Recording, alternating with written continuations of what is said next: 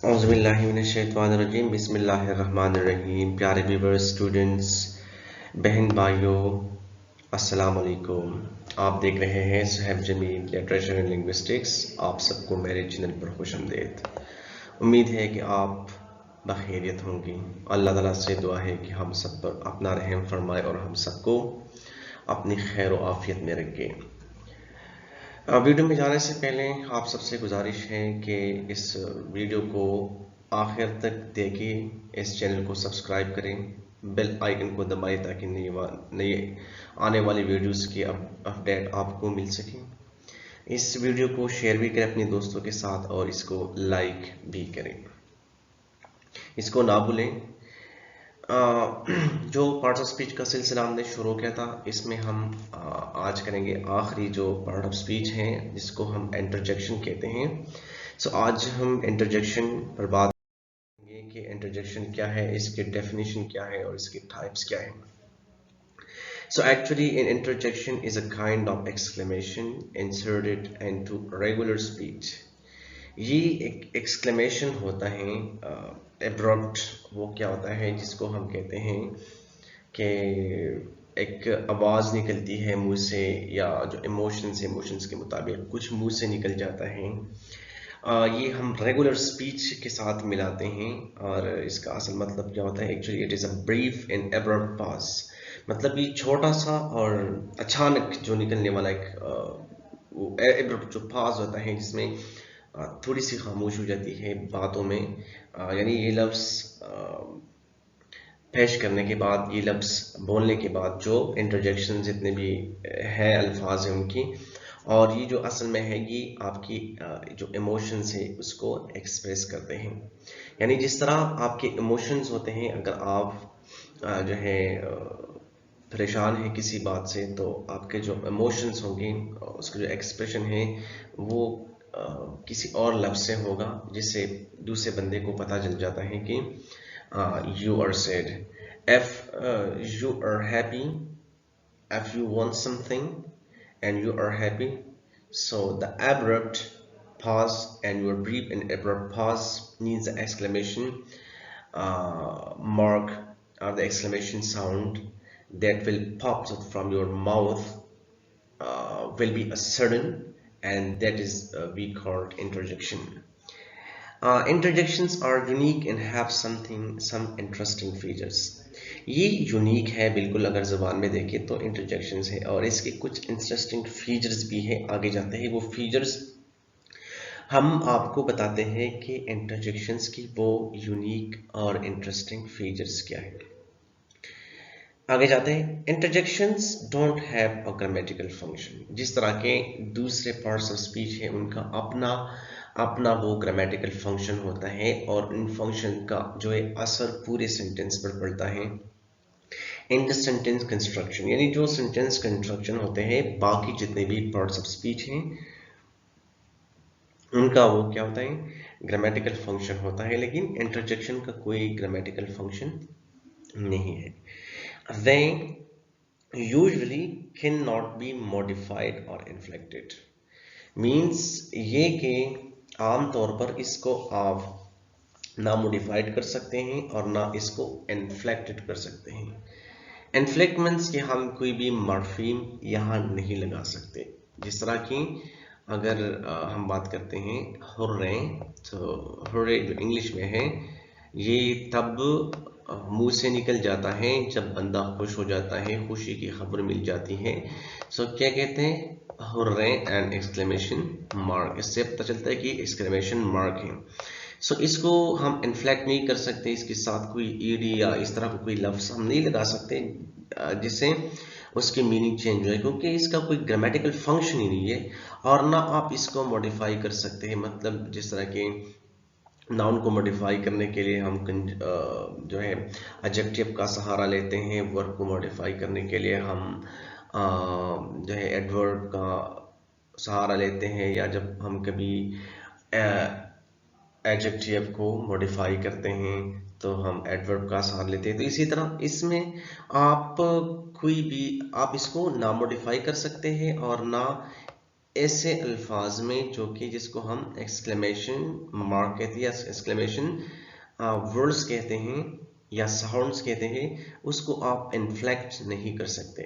They do not have a relation to the other parts of sentence, यानी जो sentence के other parts हैं वो नाउन है, प्रोनाउन है, एडजेक्टिव है, वर्ब है, एडवर्ब है, प्रेपोजिशंस है, कंजंक्शंस है, सो इनके साथ कोई संबंध, कोई ताल्लुक कुछ भी नहीं है। They are highly context sensitive, means ये है कॉन्टेक्स्ट सेंसिटिव का मतलब, सादा लफ्जों में इसका मतलब है कि जब आपके मुंह से कोई लफ्ज निकलता है और आप उसके बाद जो बोलते हैं, जो आपके अल्फाज होते हैं, सो वो अल्फाज जो है कॉन्टेक्स्ट के मुताबिक हमें पता चलता है इससे। यानी अगर हम कहें कि हुर्रे, सो जो दूसरा बंदा है, जो लिसनर है, स्पीकर मैं हूँ, मैं कहूँ कि हुर्रे, सो उसको पता चल जाएगा कि आई एम टेलिंग हिम और टेलिंग हर समथिंग हैप्पियर। इसका मतलब ये है कि मैं उसको कुछ जो बताने वाला हूँ वो खुशी की बात है। सो इसलिए कहते हैं कि ये कॉन्टेक्स्ट सेंसिटिव है। बाज़ औक़ात ऐसे होते हैं कि आप किसी से बात करते हैं, वो बंदा, उसकी जो इमोशंस है, एक्सप्रेशन है, जो वो गुस्से वाले होते हैं, क्योंकि वो गुस्सा होता है और जब उसके मुंह से किसी बात पर लफ्ज़ निकलता है तो वो गुस्से वाला होगा। इसलिए इसको हम कहते हैं कि ये कॉन्टेक्स्ट सेंसिटिव होते हैं, ये जो इंटरजेक्शंस हैं ये। इन स्पोकन लैंग्वेज जो कि आम बोलचाल होते हैं, हम बात करते हैं, जिसकी परफॉर्मेंस होती है मुंह से, ठीक है। एक होता है रिटन लैंग्वेज और एक है स्पोकन लैंग्वेज। तो स्पोकन लैंग्वेज है जिसको हम बोलते हैं मुंह से, जिसका हम इस्तेमाल करते हैं। So in spoken language interjections are the words, जो इंटरजेक्शंस है ये अल्फाज होते हैं। इंटरजेक्शंस भी अल्फाज होते हैं। We instantly use to show our reaction, यानी किसी बात पर, किसी इंसिडेंट पर, किसी भी जो अनहोनी होती है उस पर हम रिएक्शन देते हैं टू समथिंग विच इन्फ्लुएंसेस और इमोशंस, यानी हम उन चीज़ों पर इमोशंस देते हैं जो कि हमारे इमोशन को इन्फ्लुएंस, यानी हमारे जो इमोशन से उस पर असरअंदाज हो जाते हैं, तो अचानक हमारे मुंह से कुछ निकलता है, यानी इसके रिएक्शन में, ठीक है। They are the initial reaction and sometimes do not even make sense, और बाज़ औक़ात ऐसा होता है कि इसका कोई मतलब भी नहीं होता, आपको कोई समझाने वाली कोई चीज़ नहीं होती, आपको कोई फ़ायदा नहीं पहुंचता इससे, क्योंकि ये आपको माना ही नहीं दे सकता। इसीलिए हाउएवर हम फॉर्मल स्पीच, जब आप फॉर्मल स्पीच करते हैं, मतलब आप किसी बुजुर्ग इंसान से बात करते हैं, जब आप टीचर से बात करते हैं या आप अपने पेरेंट्स से बात करते हैं, स्पेशली जब आपका डैड होता है, सो उससे बात करते हैं, तो आप ये जो चीज़ें हैं ये आप इस्तेमाल नहीं कर सकते। मीन जो फॉर्मल स्पीच है या राइटिंग है, या आप राइटिंग करते हैं तो ये चीज़ें नहीं लिखी जाती, या फॉर्मल स्पीच या फॉर्मल जो राइटिंग है, फॉर्मल राइटिंग की बात हो रही है।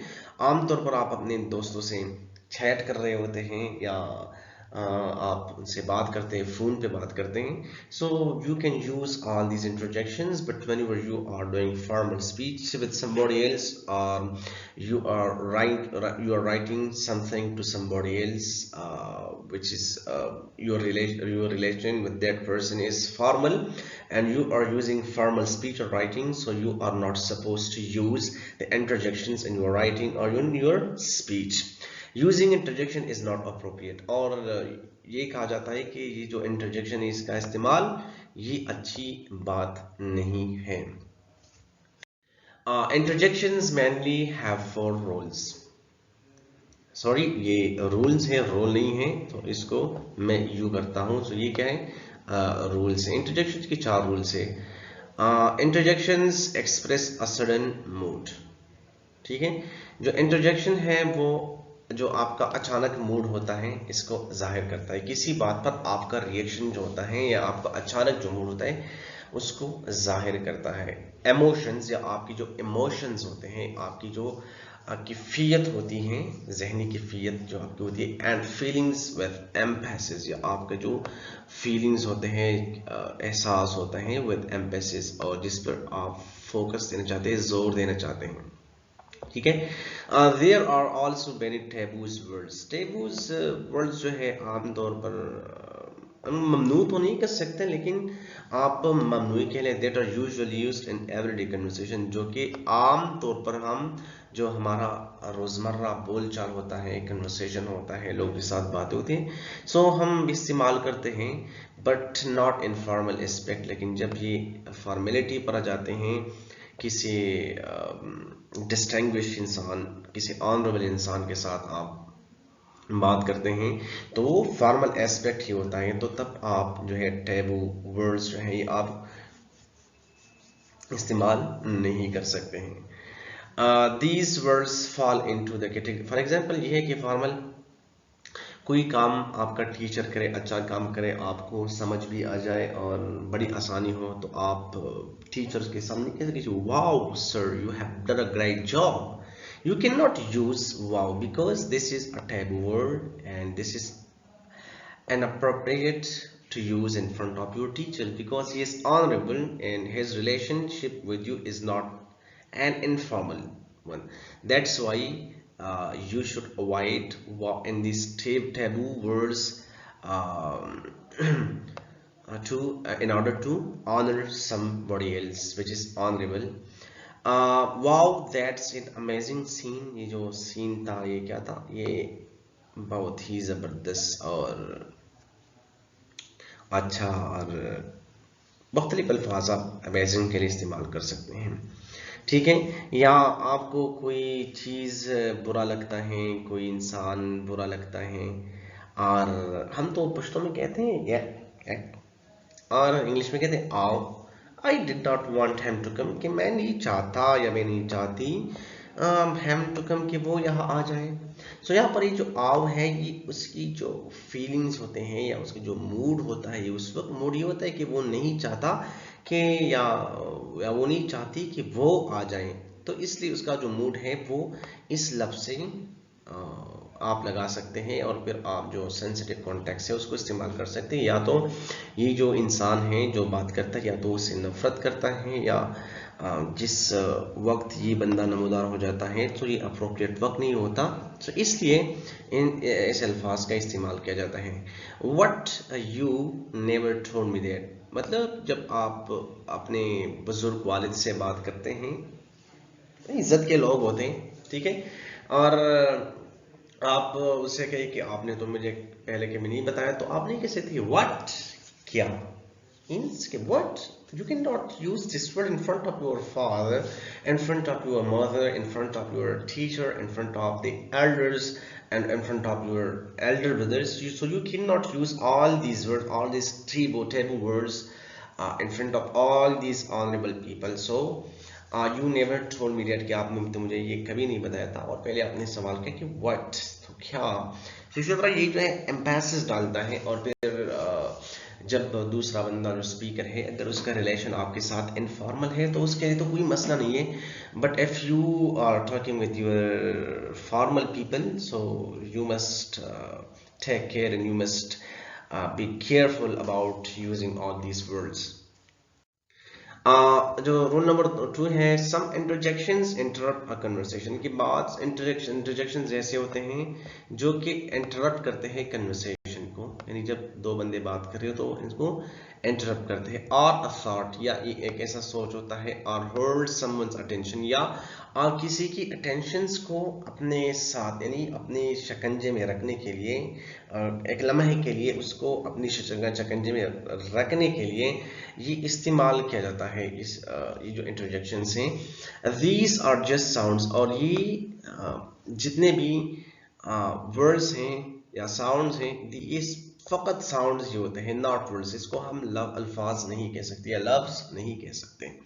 These sounds do not make any sense, और ये जो अल्फाज हैं इसका कोई मान ही नहीं होता, इसका कोई मतलब ही नहीं होता। हाँ, जो फेल्ट फाजेस होते हैं ये ज़रूर अगर ये ऐसा होता है कि आप किसी को अपनी बातों में महू रखना चाहते हैं कि ये मेरी ही बात को सुने, और आप बात कर रहे हैं और बीच में आप कुछ भूल जाए या आप आराम से बात कर रहे हैं और आप चाहते हैं कि जो दूसरा बंदा है ये मुझे सुने और मुझे सुनता रहे। सो इस इस्तेमाल की अल्फाज नहीं बल्कि ऐसे साउंड इस्तेमाल किए थे कि इसी तरह के जो साउंड्स हैं ये इस्तेमाल किए जाते हैं।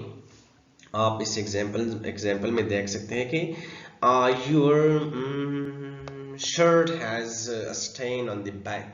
ठीक है, तो यहाँ पर जो है ये सोच रहा है पहले कि यूर, ये तो ये एक बंदा है दूसरे से बात कर रहा है, कहता है कि यूर, और फिर सोचता है कि मैं क्या बोलूँ, तो उसको सोचने से पहले वो क्या करता है, वो ये का इस्तेमाल करते हैं ताकि उसका जो अटेंशन है वो अपने पास ही रखे। I want to ask you out on a date। ठीक है, तो यहाँ पर ये जो साउंड है इसी तरह के साउंड निकलते हैं मुंह से, तो ये भी इंटरजेक्शंस शुमार किए जाते हैं। रोल नंबर 3 क्या है कि सम इंटरजेक्शंस एक्सप्रेस ओनली येस और नो। बाज इंटरजेक्शंस ऐसे होते हैं जो कि सिर्फ येस और नो इसका आंसर होता है और express करता है। Example, yes, I will most definitely do it. For example, if someone asking another body that well you do it, so that person is just saying that yes, I will most definitely do it. Or for example, if I am if I tell somebody else that let's go and play cricket in the field, so उसका जवाब क्या होता है कि ना, no, no, no, no, no, no, no, we are not going, कि हम नहीं जा रहे। सो ये रोल नंबर 3 थे कि इसका रोल क्या होता है। ठीक है, जो आखिरी रोल है ये है some interjections are used to get someone's attention. के बाद जो इंटरजेक्शन होते हैं वो फकत जो है दूसरों के अटेंशन लेने के लिए कि उसका अटेंशन दिया जाए।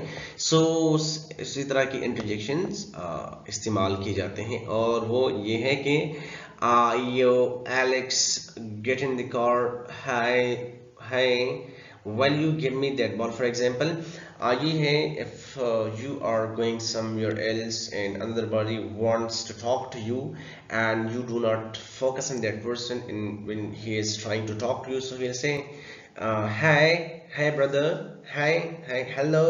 so इसी तरह के to get someone's attention, simple as that, to get someone attention we are using these type of sounds or interjections। so you Alex get in the car, for example, Alex get in the car, but when we are emphasizing on the thing, on the work to do, so we say that you Alex get in the car, or hi I will you give me that ball, hi। for example, your ball is somewhere else and somebody is near to your ball and you are asking him and he doesn't looking at you, so you can say that hey, will you give me that ball, are you who is there anyone। so this is also a sort of interjections you can use when you want someone's attention। so we have discussed 4 rules and let's go for the examples, say the examples of interjection, so let's go. Definition of interjections for greeting. So we have here the interjections for greeting, that when we are greeting someone, so what sort of interjections we are going to use। so interjections for greeting are used to greet any person, any जो interjections इस्तेमाल होते हैं greeting में कि आप किसी के साथ मिलने greeting करें। so here we have examples of interjections for greeting। hi, how is your health now, कि अब तुम्हारी सेहत कैसी है। hello, how are you, Peter तुम कैसे हो। hey, where are you going, listen to me, where are you going। hi, how is your business going on, and hello, is there anyone here, is there anyone here। for example, if you are calling someone, you don't look at someone else and you say that hello, is there anyone here, यहाँ पर कोई है? If there's somebody, so that will respond you. If not, then you will not receive any response from that place. So we use hello, is there anyone here? So here we have some examples of the about mention, role, and interjections. So hey, you must be kidding. Hello Jack. After such a long time we have met. Hey, don't be so hopeless. For example, if somebody is hopeless and he or she is crying, and you say, "Hey, bazo patam bolenge na yaar, dekho, hey, hey, don't be so hopeless. Hey, listen to me. Hey, how's everyone at home? Hello, I am talking to you. Hi, are you new here?" So you have different face mood according to your questions, according to your words, using after these interactions. Hi, why are you so worried? Hi, come here. Hello, what has brought you here? Hey, why are you feeling so helpless? Hey, don't be so rude. Hey, have you done the assignment? Hey, are you going? Hey, take your seat. Take your seat. Thanks for watching my video. Um, this was all about interjections, the rules of interjections. If still you have any question regarding interjections, or if you want your intake in this lecture, for the further lectures, for the further assignment we will do, so your suggestion will be highly valued. You are welcome to this channel again, and I want you to watch this video from the first minute to the last minute, and thank you for this that you have watched my video. If you have any question regarding this lecture, if you have suggestions, so please jot down your questions in the comment box below. um, I will see you in next lecture. Thank you very much. Allah Hafiz.